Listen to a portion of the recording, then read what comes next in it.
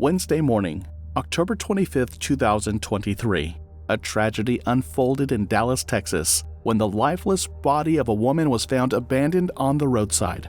The victim had gunshot wounds on the chest, and it seemed like she was shot on the scene the previous day. When the police arrived, they discovered that the body belonged to Dishaye Stevenson, a 35-year-old businesswoman, wife, and mother. The previous night, she had been with her husband, Michael Smith, but by morning, she was on the roadside dead. The most unsettling part of the story is that Michael, her husband, was the last person to see her alive. This shocking turn of events would later be linked to mounting tension between the couple, and the shocking discovery of the main reason an innocent woman was murdered. This is the tragic story of Dishaye Stevenson, a woman whose life ended too soon. Before we go further into the events that transpired, we would like to offer condolences to Dishaye's loved ones, especially her teenage daughter, who must now face a life without her mother. Also, we would like to take this crime case as a close reminder to everyone to recognize warning signs in relationships. You going live, Greg? Yes, hold up.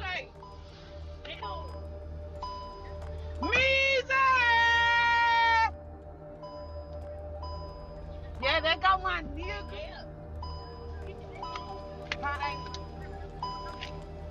I think you started to play it. Yeah, my nigga. Period. Big Red, make sure you get this. I think I might get it right now.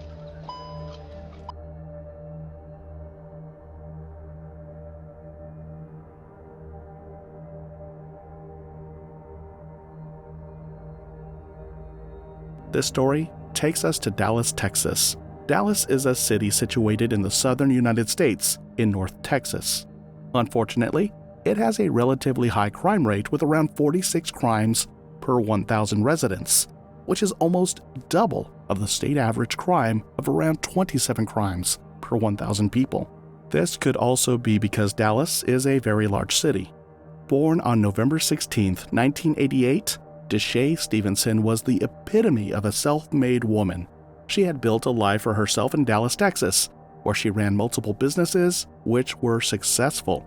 Dishaye had a boutique called Shea Money Purses and More, LLC, where she sold a variety of fashion items like male and female clothing, purses, hats, lashes, and more. In her free time, she would also help clients file tax refunds, which can be a good source of income in the United States. Dishaye's drive for financial independence was very impressive, and she knew this.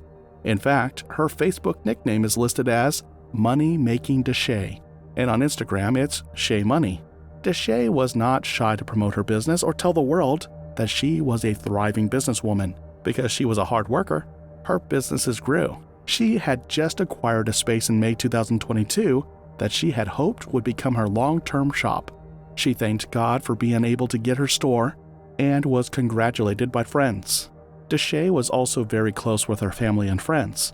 She enjoyed cooking and having family gatherings. She wasn't just passionate about her business ventures, she also loved helping people, which made her loved by those who worked with and around her. She was generous with her time, love, and money, especially toward her family and friends. Now, let's talk about her personal life. Dishaye's world revolved around her 17-year-old daughter, Maya, who she showered with love and care. She was married to her husband Michael, but Maya was from a former relationship. Dishaye loved her husband, but she was also a doting mother who made sure her daughter had everything she needed, and giving her a new car for her 17th birthday, which was a symbol of her hard work and the life she could build. It was clear that family was important to Dishaye because she also posted videos of her nieces, nephews, and even her goddaughter to wish them a happy birthday. She was also the primary caretaker for her mother, who had suffered a stroke and was left partially paralyzed. Balancing her entrepreneurial ventures with her caregiving responsibilities, Dishaye's life was a constant juggle, but she did it with grace, always with a smile on her face. Despite her successful and demanding life, Dishaye still found time to be a life-of-the-party type of person. She had a larger-than-life personality, always ensuring that everyone around her felt good. But even with all the good things happening in her life, her relationship with Michael Smith, her husband, would take a drastic turn. Michael Smith, 39 years old, had been a significant part of dishaye's life for years. To those looking in from the outside, he seemed quiet and easygoing, which was a fitting match for dishaye's energetic personality. They both dated for a long time with the usual couple's ups and downs. 13 embarrassing questions. Who overthinks everything? Who showers less? Who is always eating? Who has a nicer butt? Who is more possessive? Who drools more? Who is the better driver? Who curses more? Who always sleeps in? Who is always on their phone? Who has the worst singing voice? Who takes the most selfies? Who is the lawbreaker? However, their relationship was more complex than it appeared. Dishaye was in a long-distance relationship with Michael, but they were not only on different occasions. He was in prison, while she was a free woman. While this was a tricky situation, her loyalty to him never wavered. When he was incarcerated in 2016, throughout his time in prison, she visited him, called him, and stayed faithful, waiting for him to come home. This kindness from her is no surprise because, as stated earlier, she was a person full of love and empathy. Part of dishaye's expressions of love towards Michael can be seen when Michael was released from prison on May 17th, 2021. You going live again? Yes, hold up.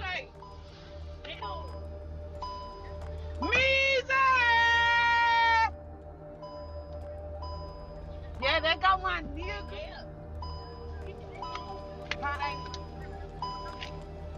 I think you started to play it. Yeah, my nigga. Period. Big Ray, make sure you get this. I think I might get it right now.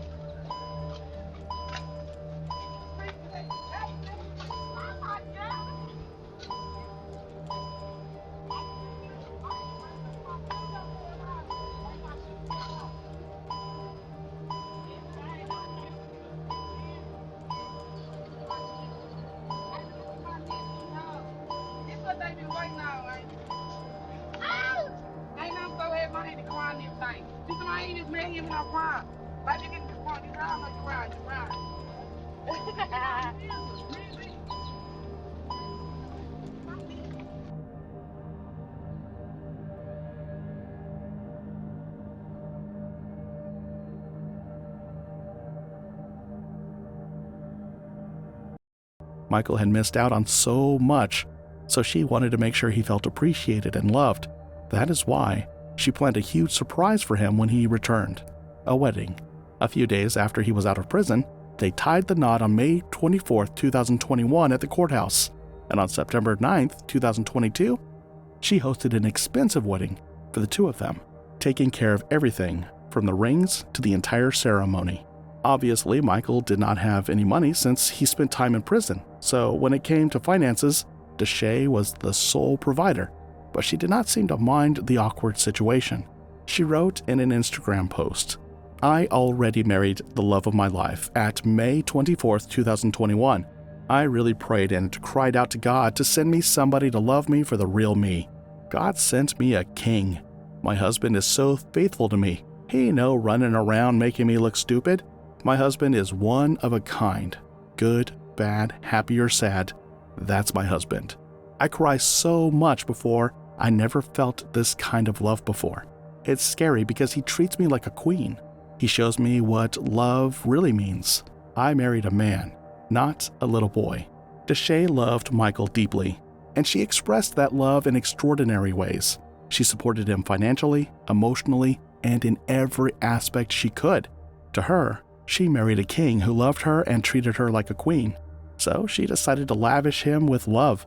She funded extravagant vacations and threw lavish birthday parties where she gifted him expensive presents like a diamond ring and even $10,000 in cash. Yes. Let me see, baby. Ooh, look at my. Look at my. Yeah. So I want to give you 10 in cash. I don't know what you're going to do. You can do whatever you want to. 10,000. I don't know. Here, baby. And I got it in there too. The rest of it in there, baby. You're welcome, baby. You're welcome, baby. Dishaye would always go the extra mile for Michael, and his only job was to show up, while she handled finance and planning. Their marriage was a celebration of their bond, which it seemed was kept alive by Dishaye's money, or so it seemed.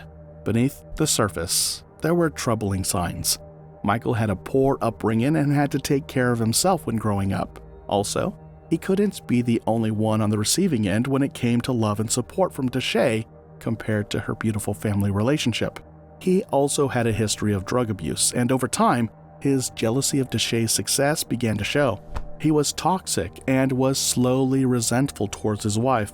While Dishaye was thriving in her business and making a name for herself as a successful entrepreneur, Michael seemed to grow increasingly bitter. This was a man that missed out on his life by being in prison, so he was behind all of his friends in terms of finances and status in life. Friends and family noticed the subtle changes in their relationship, but didn't fully grasp the severity of the situation. It is not an uncommon fact that some men may feel slightly jealous of their female partner's career success due to a dip in self-esteem, perceived threats to their masculinity, and fears of changing relationship dynamics. Traditional gender roles and societal expectations can amplify these feelings, making men worry about their roles and values in the relationship. Dishaye, ever the loyal wife, continued to spoil Michael, buying matching clothes for them, paying for everything, and doing her best to show him how much she cared. However, Michael's jealousy wasn't just limited to her professional success. He was becoming possessive and controlling, a pattern that escalated as his drug addiction resurfaced. The couple's once loving relationship was now infected by tension and red flags. They seemed to be having more frequent fights and arguments, which started taking a toll on Dishaye. The man she loved with all her heart, the man she would sacrifice and do anything for, had changed into someone different. And unfortunately, this same person who was supposed to be her peace ended up being her murderer. On the 21st of October 2023, it was Dishaye's sister Jasmine Stevenson's birthday. Dishaye had called to wish her a happy birthday. They joked and laughed as sisters do, but in the middle of the conversation, Dishaye said something chilling. "Sister, I feel like I'm going to die." Her sister, taken aback, brushed it off. But there was something about the way Dishaye said it. It seemed like she sensed her own death. Well, on the 21st, it was my birthday. And she called me, she wished me happy birthday. It was like, normal, whatever. We was laughing, joking. And then she just said, like, "Sister, I feel like I'm finna die." So I was like, girl, whatever, brushed it off or whatever, not thinking that's really how she was feeling. Like, I guess she was feeling her death. So she kept saying her and my niece was gonna come and bring me a gift, but they never showed up. So we had talked Sunday, and she was telling me how he was tripping at the fair and he was trying to leave her and my niece. He was saying, like, she was trying to set him up, flipping out, saying that. On October 24th, 2023, barely a month before Dishaye's birthday, her daughter tried to contact her but received no response. This was highly unusual, as Dishaye was always in touch with her daughter. This bothered her, and so she reached out to other family members, and they began searching for her. Dishaye's family had contacted and met up with Michael, but he denied knowing where she was and said he hadn't seen her. They tracked Dishaye's car to the Pleasant Village Apartments, where Michael's father lived. The discovery of her car, parked in an unusual location, only heightened their concerns. In less than an hour, they learned from a community blog about a woman being shot to death just 3 minutes away from Michael's father's home. They arrived at the scene of the crime, where officers confirmed the worst. When the police were called, the situation quickly escalated. Investigators found red bodily fluids in Michael's car, along with a bullet casing and a single sandal that matched what Dishaye had been wearing the last time she was seen. Surveillance footage from the area revealed that both Dishaye and Michael had arrived separately in their vehicles, but at some point, Dishaye got into Michael's car, What followed inside that vehicle remains unclear, but it is believed that an argument or confrontation occurred. After a while, it's when the police received a disturbing call that a female body had been found shot to death on Melinda Lane and Murdoch Road in Dallas, Texas. She had been shot in the chest and left on the side of the road. It was a gruesome discovery, and the news devastated her family and friends, who couldn't fathom how the situation had taken such a deadly turn. As news of dishaye's death spread, law enforcement launched a manhunt for Michael, who had gone into hiding. The police visited Michael's residence and found multiple firearms inside, raising more red flags. Michael was not at home, having fled. Over the next several days, Michael moved from one location to another, trying to escape the police or being caught. He sought refuge in various places, including a barbershop, where police eventually tracked him down and apprehended him. Michael, who claimed he had been under the influence of PCP at the time of the shooting, was arrested and charged with dishaye's murder. Phencyclidine, PCP, is an illegal street drug that usually comes as a white powder, which can be dissolved in alcohol or water. It can be bought as a powder or liquid. It is a dangerous drug that causes hallucinations and changes your mood. However, it is highly unlikely that it caused someone to kill another person. Michael remains in custody, held on a $1 million bond, which is very high. If he cannot pay this, he will remain in jail until his court date is set and he is sentenced. The investigation into the events leading up to the murder is ongoing, with authorities piecing together the tragic final moments of dishaye's life. Dishaye's family was left heartbroken, struggling to comprehend the senseless violence that had taken their loved one. Her daughter, who had shared such a close bond with her mother, was especially devastated. Dishaye had been a constant presence in her life, always making sure she was cared for and loved. Now, she had to grapple with the loss of not only her mother, but also the man who had been a part of their lives for years. Dishaye's sister Jasmine said that she knew something was off when her niece had called because Dishaye never left her daughter and mom. Jasmine voiced the pain and confusion felt by the entire family. She expressed frustration over the red flags that had been present in the relationship, but weren't fully recognized in time to prevent the tragedy. She said that he always was so nice and friendly in front of the family, so no one would have expected this. She said that Dishaye did everything in her power to show him how much she loved him, but somehow that love was not enough. Her sister, heartbroken and enraged, could only ask, why? Why would you take her away from us? She gave you everything, and you still took her life. Dishaye's cousin Anita Stevenson, in an interview, spoke about how Dishaye was her favorite cousin and how a few days before the incident, she had spoken to her about wanting to save her marriage at all costs. What makes this story even more heart-wrenching is that the person responsible wasn't a stranger or some faceless predator. It was her husband, the man she had given everything to, the man she had stood by through thick and thin, even while he was incarcerated. Michael's jealousy, substance addiction, and erratic behavior had all contributed to the toxic dynamic between him and Dishaye, but no one could have predicted it would end in murder. Court records show that authorities built their case based on surveillance footage and physical evidence from Michael's vehicle, which included red body fluids and a bullet casing. In addition to that evidence, his residence was searched during the investigation and multiple firearms were found. Although Smith has yet to stand trial, the family is confident that the evidence found is enough to put him behind bars for many years. As the family mourned, they also called for justice.